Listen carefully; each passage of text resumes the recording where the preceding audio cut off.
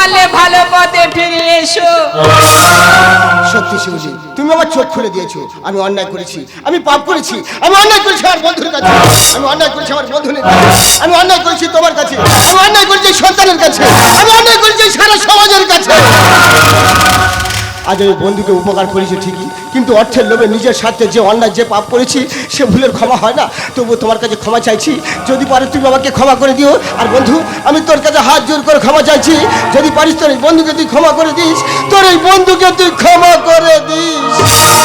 দাদা, একটা কথা বলবো? বলো। তোমার সন্তানটাকে আমাকে দিয়ে দেবে। আমার সন্তানকে দিয়ে আমার কোলে ফিরিয়ে না, এই সন্তানের মা তুমি কোনো দিনের জন্য হতে পারো না। ওই সন্তান তুমি আমার কাছে দাও। সন্ধ্যা, কেউ যদি জেনে শুনে জ্বলন্ত